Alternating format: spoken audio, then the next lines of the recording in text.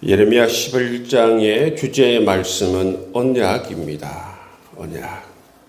하나님께서 언약에 관해서 유다 백성들에게 말씀해 주고 있습니다. 언약을 따르지 않는 자들에게 저주가 임할 것이다. 이 말씀을 하나님께서 예레미야에게 하시며 이 말씀을 유다 백성들에게 선포하라 말씀하십니다. 그 언약은 어떤 언약인가? 4절 말씀에 보면 이 언약은 내가 너희 조상들을 쇠풀무 애굽 땅에서 이끌어냈던 날에 그들에게 명령한 것이라. 곧 내가 이르기를 너희는 내 목소리를 순종하고 나의 모든 명령을 따라 행하라. 그리하면 너희는 내 백성이 되겠고 나는 너희 하나님이 되리라. 이렇게 하나님께서 시내산에서 이스라엘 백성들과 함께 시내산 언약을 맺었다라는 사실, 이 시내산 언약을 다시 한번 예레미야에게 일깨워 주시고 또 이 약속을 일깨워 주시고 이 약속을 유다 백성들에게 선포할 것을 말씀해 주고 있는 것입니다. 하나님께서는 이 언약의 말씀, 가장 원본이죠. 시내산 언약이 가장 원본인데요. 이 시대가 지남에 따라서 예를 들어서 모세도 모압에서 모압 언약을 마지막에 맺지 않습니까? 여호수아는 가나안 땅에 들어가서 세겜 언약을 또 맺습니다. 이처럼 시대가 지날 때마다 이스라엘 백성들은 하나님과 언약을 갱신하여서 이 시내산 언약의 말씀에 따라서 우리가 하나님의 명령을 다 지키겠습니다. 따르겠습니다. 그런 언약을 맺는 것을 볼 수가 있습니다.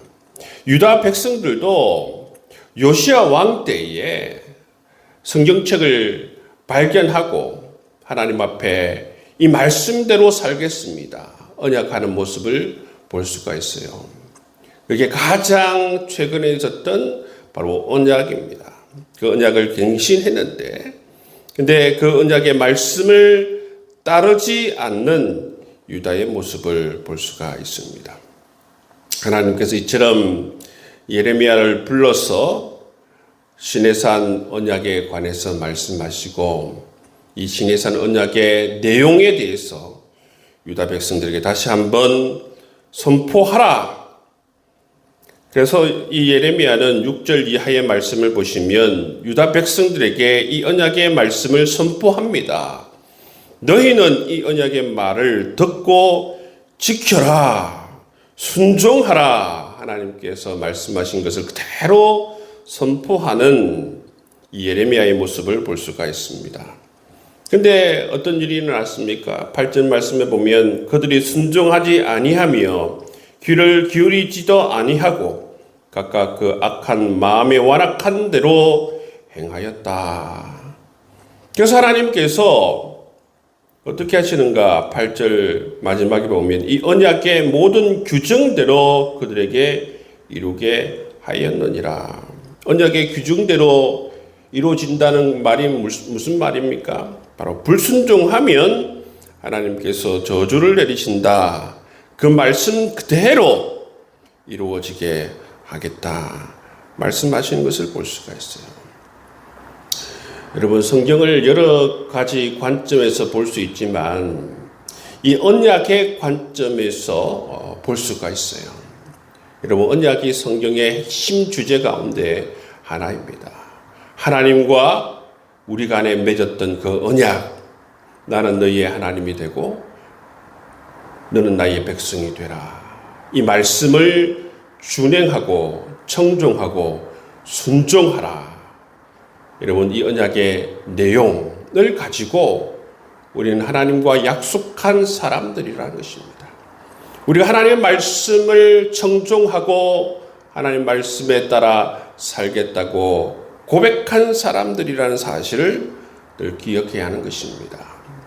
그래서 하나님께서는 이 말씀을 지키고 순종하는 자에게 하나님께서는 축복을 주시고 이 말씀에 불순종하는 자들에게는 오늘 말씀대로 모든 규정대로 그대로 이루어지게 하시는 분이다 라는 사실을 우리가 깨닫고, 늘 하나님께서 이처럼 예레미야를 통해서 시내산 언약의 말씀을 주지시키시고 다시 일깨워 주시는 것처럼 우리도 우리의 삶에 하나님과 맺었던 이 언약의 말씀을 우리 마음속에 새기고 날마다 일깨우면서 하나님을 사랑하고 하나님 말씀에 순종하며 살아가기를 결단할 수 있는 여러분 될 수 있기를 주님의 이름으로 축복합니다. 9절 이하의 말씀을 보시면 또 하나님께서 예레미야에게 말씀하십니다. 그 말씀이 뭡니까? 유다가 반역했다는 말씀입니다. 유다가 반역했다. 다른 신을 섬겨 유다가 반역했다. 언약을 깨트렸다는 것입니다. 여러분, 언약을 깨트리는 자에게 시내산 언약의 말씀을 근거로 했을 때는 반드시 거기에는 저주와 재앙이 임하게 되어져 있습니다. 순종하는 자에게는 축복이 임하지만 반역하는 자, 불순종하는 자에게는 바로 하나님의 재앙과 저주가 임하는 것이죠. 그 말씀 그대로 11절 말씀에 보면 그러므로 나 여호와가 이와 같이 말하노라. 보라, 내가 재앙을 그들에게 내리니 그들이 피할 수 없을 것이다 말씀하십니다. 그리고 그들이 내게 부르짖을지라도 내가 듣지 않는다 말씀하고 있는 것입니다. 여러분, 이처럼 불순종하는 자는 재앙을 피할 수도 없고, 여러분, 하나님께서 그 기도도 듣지 않는다 말씀하고 있습니다. 여러분, 이 말씀을 보시면 이 유다가 지금 어떤 상황 가운데 놓여져 있느냐 하면 13절에 보십시오. 유다야, 내 신들이 내 성읍의 수와 같도다. 여러분, 그들의 신들이, 그들이 섬기는 신들이 성읍의 수와 같이 많다라는 것입니다. 하나님께서 택한 이 선민이 어쩌다가 여러분 이렇게 되어버렸습니까? 바알을 분향하는 제단이 여러분 모든 거리에 다 있다는 것을 말해주고 있지 않습니까? 어찌하여서 유다가 이렇게 되어버렸는가? 이걸 보면 유다가 참 욕심이 많은 그러한 유다라는 사실을 알 수가 있습니다. 어제도 말씀드렸지만 왜 그들이 이 우상을 섬깁니까? 이 우상을 섬기면 잘 된다고 하더라. 이 우상을 섬기면 농업이 잘 되고, 이 우상을 섬기면 부자도 되고, 이 우상을 섬기면 성공할 수 있다고 하더라. 이 우상을 섬기자. 그런 말들에 의해서 사람들이 곳곳에 우상을 세우고 그들의 욕망을 성취하기 위해서 바알을 섬기는 것 아니겠습니까? 이런 사람은 이처럼 자기 자신의 욕망을 이루기 위해서 이처럼 우상을 섬길 수 있는 존재라는 사실을 우리에게 보여주고 있어요. 이런 타락한 유다를 향해서 하나님께서는 더 이상 예레미야에게 중보 기도하지 말라. 이런 자들을 위해서 기도하지 말라. 내가 더 이상 듣지 않겠다. 무슨 말이 계속해서 반복해서 나오는 말씀인데요. 왜 그렇습니까? 이러한 죄 때문에 하나님께서는 이미 유다를 심판하시기로 최종 결정을 하셨기 때문에 더 이상 중보 기도하지 말라 말씀하고 있습니다. 16절 말씀 한번 보십시오. 유다를 일컬어서 주님께서 뭐라고 표현하고 있습니까? 여호와께서 그의 이름을 일컬어 좋은 열매 맺는 아름다운 푸른 감람나무라 하였다 말씀하고 있습니다. 여러분, 하나님께서 유다를 가나안 땅에, 약속의 땅에 심을 때는 좋은 열매 맺는 아름다운 푸른 감람나무로 심으셨다는 것입니다. 처음에 그 묘종 자체가 가장 좋은 나무로 하나님께서 심으셨다는 것입니다. 처음에는 좋았어요. 그래서 하나님께서 이처럼 아름다운 푸른 감람나무로 심었기 때문에 유다가 참 좋았어요.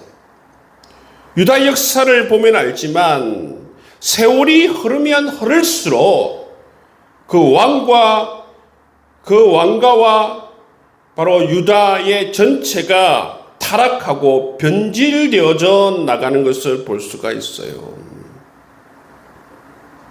그래서 오늘 말씀에 보시면 그 가지를 꺾으셨다 말씀하시는 것을 볼 수가 있습니다. 하나님께서 참다 못해서 그 가지를 꺾으시는 모습을 볼 수가 있습니다. 하나님은 얼마나 기대가 많았겠습니까? 얼마나 하나님께서는 마음이 부풀었겠습니까? 좋은 열매를 맺는 아름다운 푸른 감람나무를 심었으니 우리 하나님은 얼마나 기뻐하셨겠어요. 근데 결론은 뭡니까? 결론은 세월이 흐르면 흐를수록 하나님과 더 가까워지는 것이 아니고 하나님을 더 많이 알아가는 것도 아니고 하나님을 더 신뢰하는 것도 아니고 오히려 반대로 세월이 흐르면 흐를수록 타락하고 변질되고 이처럼 언약의 말씀에서 떠나서 자기들의 욕망을 이루기 위해서만 오로지 살아가는 이 유다의 모습, 하나님께서 얼마나 실망하셨겠습니까? 여러분, 이런 언약을 파기한 유다에게 하나님께서 재앙을 내리신다 말씀하고 있습니다. 여러분, 시내산 언약의 핵심은 바로 이 언약을 떠나고 불순하는 한 자에게 이처럼 피할 수 없는 저주와 재앙이 임한다라는 것입니다. 하나님께서 우리를 아름다운 푸른 감람나무로 이 땅에 심으셨다라는 사실을 우리가 늘 깨닫고 하나님께서 심으신 이유처럼 우리가 저를 따라 아름다운 열매를 맺으며 하나님의 마음에 합하고 하나님의 마음을 시원하게 해드릴 수 있는 우리의 삶이 될 수 있기를 주님의 이름으로 축복합니다. 18절 이하의 말씀을 보시면 아나돗 사람들이 예레미야를 죽이려고 음모를 꾀하는 모습을 볼 수가 있어요. 아나돗이 어디인가 하면 아나돗은 바로 예레미야의 고향이에요. 고향. 예레미야의 이 고향 사람들이 예레미야를 죽이려고 하는 것이지요. 그래서 여러분 19절 말씀에 보면 나는 끌려서 도살당하러 가는 순한 어린 양과 같으므로 여러분 이처럼 예레미야가 죽을 뻔했다는 것입니다. 이들이 예레미야를 죽이려고 음모를 꾸밀 뿐만 아니라 죽이려고 했다는 것입니다. 왜 죽이려고 했을까요? 예레미야가 선포하는 그 예언이 잘못된 예언이다. 그 잘못된 예언을 선포하지 말라. 그래서 이 예레미야를 죽이려고 했다는 것입니다. 21절 말씀에 보시면 여호와께서 아나돗 사람들에게 대하여 이와 같이 말씀하시되 그들이 내 생명을 빼앗으려고 찾아 이르기를 너는 여호와의 이름으로 예언하지 말라 두렵건대 우리 손에 죽을까 하노라. 너는 여호와의 이름으로 예언하지 말라. 이 말씀이 뭐예요? 너는 예언할 그러한 주제가 못 된다는 것입니다. 네가 무슨 예언자냐? 우리 동네 사람이 네가 무슨 예언자냐? 네가 하는 예언은 다 틀린 예언이다. 궁중선지자 하나냐? 그분이 하시는 말씀이 맞지. 네가 하는 예언은 다 틀린 것이다. 예언하지 말라. 하면 죽이겠다. 그래서 예레미야가 이런 곤욕을 당하고 나서 하나님께 기도하는 모습을 볼 수가 있어요. 뭐라고 기도합니까? 20절 말씀에 보면 공의로 판단하시며 사람의 마음을 감찰하시는 만군의 여호와여 나의 원통함을 주께 아뢰었사오니 그들에게 대한 주의 보복을 내가 보리이다. 여러분 얼마나 당했으면 이처럼 여러분 원통하다. 하나님 저들을 반드시 보복하여 주옵소서. 그런 기도를 했겠어요. 이 기도를 들으시고 하나님께서 어떻게 말씀하십니까? 네가 말한 대로 그대로 내가 아나돗 사람들을 심판하겠다. 그렇게 말씀하시는 것을 볼 수가 있어요.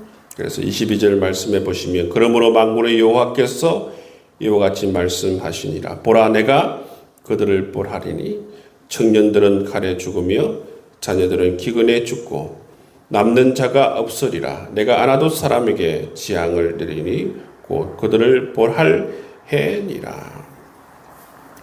여러분 예레미야는 하나님의 말씀을 그대로 전달하는 사람이에요.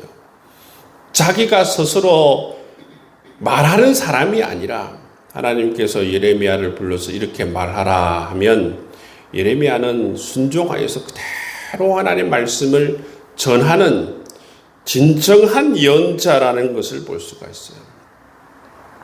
그런데 언제나 여러분 진리를 선포하는 자는 고난과 어려움이 따르는 것을 볼 수가 있어요. 왜 그렇습니까? 여러분 언제나 보면 그 시대 사람들은 이 하나님의 말씀을 들어야 되는 대상들은 자기 자신이 잘못하는 것을 알지 못하기 때문에 깨닫지 못하기 때문에 언제나 진리를 선포하는 예언자들을 이처럼 그들은 핍박하고 괴롭히는 모습을 볼 수가 있어요. 진리를 선포하는 예수님을 잡아 죽이지 않습니까? 진리를 선포하는 사도 바울을 얼마나 많이 유대인들이 괴롭히고 돌을 던지고 죽이려고 합니까? 이처럼 여러분 진리를 선포하면 여러분 진리를 거부하는 자들에 의해서 어려움들을 당할 수 있다라는 사실입니다. 여러분 이 땅을 살아가면서 우리가 하나님이 어떤 분이고 복음이 어떤 것이며 진리를 선포할 때에 그것을 받아들이지 못하는 사람들은 강한 저항을 드러내는 것을 볼 수가 있어요. 그렇지만 하나님께서 우리에게 진리의 말씀을 선포하길 원하시고 계신다는 것입니다. 우리가 삶에 정말 십자가가 있지만 그 십자가를 지고 주님의 길을 따라가며 진리를 선포할 수 있는 여러분 될 수 있기를 주님의 이름으로 축복합니다. 오늘 말씀을 붙들고 함께 동성으로 기도하겠습니다. 우리 말씀 가운데에 가장 핵심을 이루고 있는 것이 바로 언약입니다. 하나님과 우리가 언약을 맺었다라는 사실. 언약의 말씀에 순종하는 자에게 하나님께서 축복을 허락해 주시고 불순종하는 자에게 반드시 하나님께서 저주하시고 재앙을 내리신다라는 사실. 하나님께서 또 우리를 심으실 때에 뭘로 심으셨다고 말씀하고 있습니까? 좋은 열매 맺는 아름다운 푸른 감람나무다 말씀하고 있습니다. 하나님께서 우리를 이렇게 귀하게 여기셔서 이렇게 심으셨다는 사실을 깨닫고 좋은 열매 맺을 수 있도록 인도해 달라고 여러분 이 시간 말씀을 붙들고 기도하고 여러분의 개인의 기도의 제목과 우리 교회의 기도의 제목을 품고 함께 동성으로 기도하며 나아가도록 하겠습니다.